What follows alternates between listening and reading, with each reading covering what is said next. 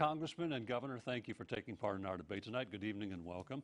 I'd like to start with a couple of your stated views on the issue of the allegations and confirmation of Judge Kavanaugh to the U.S. Supreme Court. Governor, you said in Nashville, evidence supporting the sexual assault allegations did not rise to the level of disqualifying Kavanaugh. And Congressman, you told the Times Free Press of Chattanooga the sexual assault allegations were raised by the Democrats as a delay tactic and a smear. Are you both saying you did not believe the accusers, including Christine Blasey Ford, who under oath said 100% it was Brett Kavanaugh who assaulted her? Governor Bredesen, you get the first answer. Thank you. And I want to say, first of all, thanks to the Baker Center for their hospitality here tonight. The last time I was in this room was several years ago at a forum with two other Tennessee governors, both Republicans, on civility and politics. And Howard Baker was sitting down in the front row. And he stood in so many ways for that, for civility and politics. I'm very hopeful that despite all the negative advertising and so on, we can have that kind of a civil debate tonight. I wanted to take my time with this because I think the obligation of a senator is to consider all the facts and not simply come out ahead of time because of the person's party. I watched it very closely, and finally I just came to the conclusion that all things being equal, I did not think that those allegations rose to the level of disqualification from the Supreme Court. Thank you, Governor. Okay. Congressman, did you not believe the accusations? First of all, I want to say thank you to the Baker Center and also to Tennesseans that are watching tonight. We are thinking of those that have friends and family in the pathway of the storm, and we hope that they are going to be safe.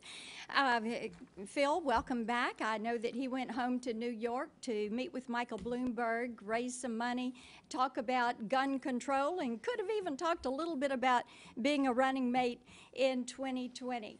When it comes to the issue of Judge Kavanaugh, Tennesseans wanted to see Judge Kavanaugh confirmed. Now, if Hillary Clinton, who Phil supported to be president, gave her $33,400, if she had been president, you would not have had a Judge Kavanaugh. And it took Phil a while to make his mind up on this issue, and he finally did. It could have been because of the sexual harassment claims in his administration when he was governor. He actually said that he didn't think men and women... Governor, you get to respond. That was possibly the shortest civil debate we've had in a long time. To finish my thought on Judge Kavanaugh, I really believe that it's vitally important that this subject of sexual harassment and so on not be weaponized in the way that it was in this. I thought both parties did not advance the cause at all. I wanted to take my time, came to a decision, and I'm satisfied with it. Thank you, Governor. Congressman, you get to respond. Yes, you know, Phil said that he did not think that men and women, when they were in the workplace together, you just had these issues of sexual harassment. I think that is something that is an insult to women who are in the workplace, and maybe he thinks I ought not to be on this stage tonight.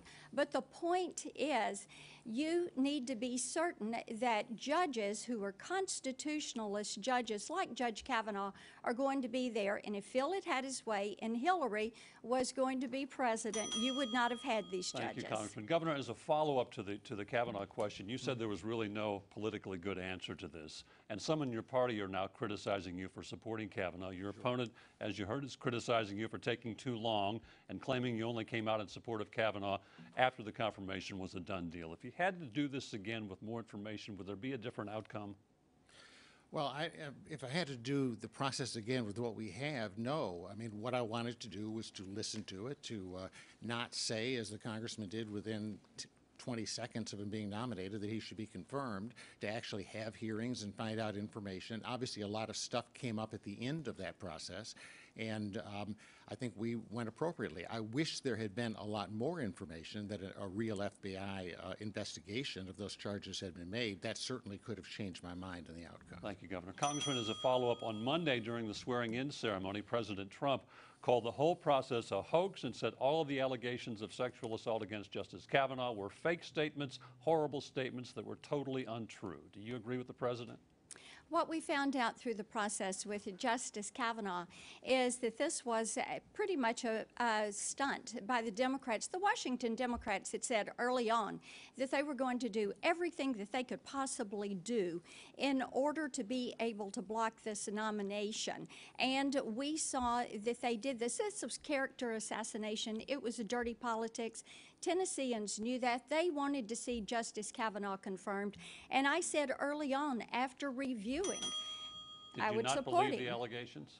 I'm certain something happened to Dr. Ford at some point in her life. Thank you, Congressman. Thank Yes. you, Governor.